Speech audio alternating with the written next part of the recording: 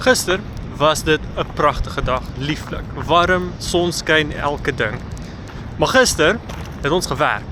Nou vandag het ons gehoop en die weervoorspelling het ons hoop gegee dat dit 'n mooi dag gaan wees, maar soos julle kan sien, dis koud. Ek het 2 baadjies aan vanoggend. Maar nou ja, ek hoop dat bietjie later vanoggend sal dit dan bietjie warmer word, maar sal ons sien. Hoopelik vang ons iets vanoggend.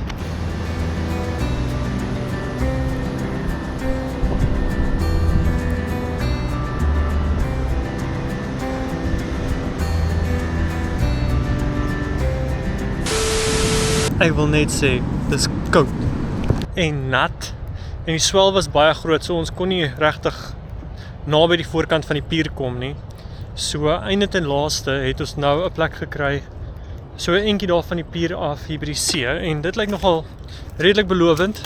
So ons sal nou maar sien, die wind het gaan lê en die swel lyk of hy 'n klein bietjie gesak het. Hierdie kant word hy 'n bietjie afgekeer, so dit help. Maar ons sal nou maar sien of ons iets kry vandag.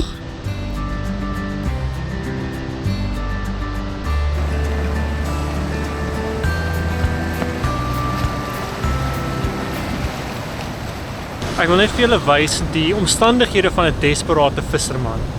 Nou, so op hierdie oomblik, okay, wag, kom ek draai net die kamera om.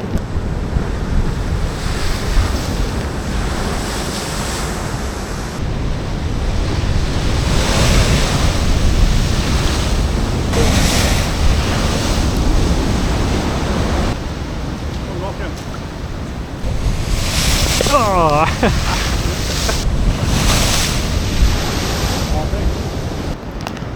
Staan hier so op die hawe, pier.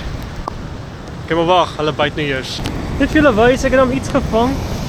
Dis seebaber, mooi vet. Daar's my hand, hy's groter as my hand. So hierdie is 'n 250-300 mm seebaber. Maar nee, sal hom gou afval. Hierdie is seebaber nommer 2. Min of meer dieselfde size. Seebaber nommer 3. Nou ek weet, dit lyk soos dieselfde ene, maar kan julle waarborg, dit is nie. Hierdie ene is so effe kleiner. Ja, skus, het julle ons vuil aasbord moet sien. Daarom nie nog 'n seebaber nie. Nou, ek sê chappie. Wat sê pa? Ja, 'n nice enetjie daai. En nog ene. Dit is nogal baie mooi. So, hey. Ja, lekker tande. Nou ja. Het gaan hom teruggooi en dan dink ek gaan ons 'n dag roep, want dit is raak nou, dis net so na 5 nou, maar dit begin afkoel, dit begin bietjie donker raak met hierdie wolke, so ek dink ons gaan na huis se kant toe. Maar ja, dit was 'n lekker dag, bietjie koud begin, op die einde van die dag glad nie sleg nie.